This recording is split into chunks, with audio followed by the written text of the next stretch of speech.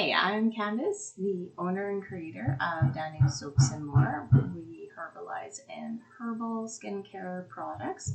On today's video, we are going to make bath salts. And the one in particular that we are doing today is the Chamomile Detox bath salts. So we'll get right to it. And so first off, we need half a cup of Epsom salts. And as you can see, I just go buy mine from the grocery store, which means you guys can all buy it from the grocery store. You don't need to use any special kinds, just kind of what you can locally find. And that's easily obtainable. So we'll just put that in there. And then we're going to do half a cup of sea salts of any kind. So today we're using solar sea salts, which I did obtain these from Voyager Soaps Company, and they're out of Vancouver.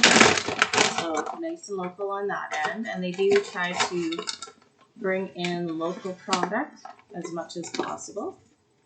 So on this one, I'm actually going to do just about really a quarter cup of the solar sea salts, because after that, we are going to use, so continuing on, we are going to use a quarter cup of Himalayan pink salt. And again, this is something you can generally find in a grocery store as well. And measurements don't have to be exact. You can kind of make as much as you want or as little as you want. This recipe is actually going to produce 2 4-ounce canning jars of bath salts. That's what I use for my packaging. They're nice and easy, and again, you can find that in the grocery stores. So after that, we are going to use half a cup of baking soda.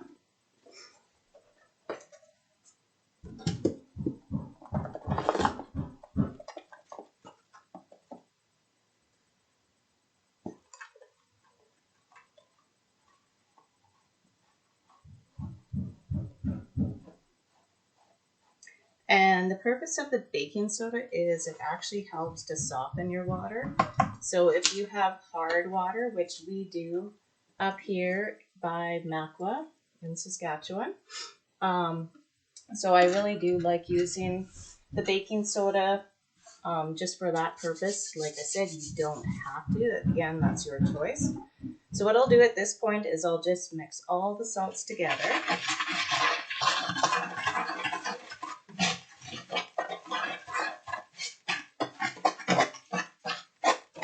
And then at this point, we're going to use rosemary essential oil. Generally, you can find that again at like health food stores, or you could probably even find it maybe at Walmart. I'm not too sure. Again, I buy mine from Voyager Soap Company. Really enjoy them as being a customer of theirs. So sometimes you'll get the little dropper on the top, which is great. And if not, then I like to use my droppers there, or I'll just use an actual like teaspoon. And generally, we're going to put 10 drops of rosemary essential oil in.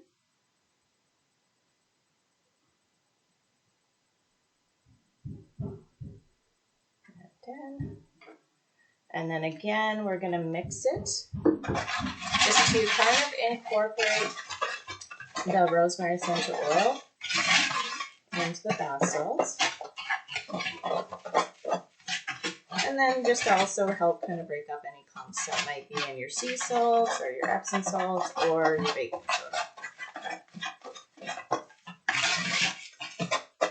So the next step after that is we're going to use chamomile flowers, and you can use dried chamomile flowers, or if you can't find them, or I grow my own, you can actually just get chamomile tea and basically break open 2 bags worth and put that in for your bath salts.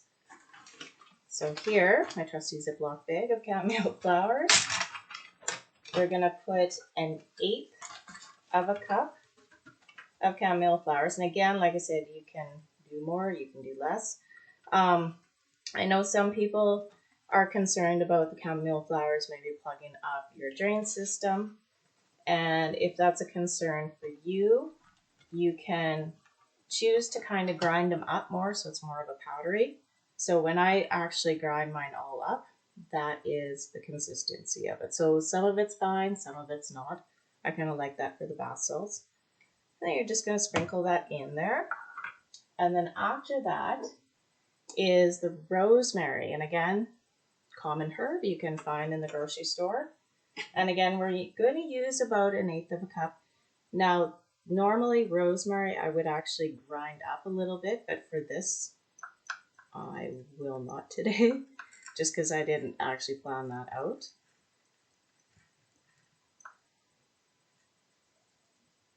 And again, just sprinkle that in there. And so at this point, you are just going to mix it all together.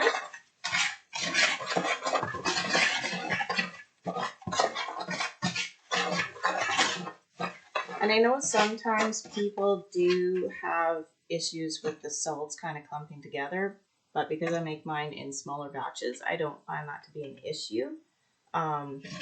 But you can, if you're finding that's an issue or you're concerned about that, you can actually add some olive oil or other kind of skin-loving oil that you can find. Almond oil is good if you're not allergic to almonds. Hemp oil is really good as well. Skin really likes hemp oil. And again, olive oil, coconut oil as well. But like I said, because I do mine in small batches, I actually don't find that to be an issue.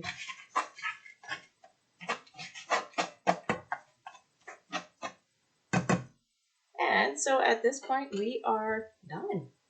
That's it, pretty much. So the next step is just adding it to your jars. And again, this is just, you can use a spoon to do it.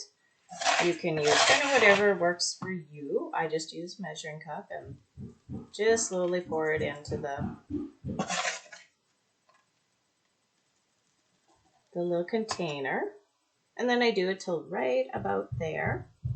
And then what I will also do is I'll just sprinkle some of the herbs on top of it. And then if I have some additional sea salt, sometimes I actually like to use this particular salt. I'll add it on top. And it's called Fleur de Sel. I probably did not pronounce that correctly. And most people that have, come to my tables at shows and whatnot will kind of relate to me not being able to pronounce very properly. But for this anyways, I'm not going to put this in, but you can. That's the great things about bath salts is you can do whatever you want and whatever your skin likes. And that's kind of the big thing is you have to test things out to see what it does like and possibly what it doesn't like, and then go from that. There's never any right way or wrong way to do it.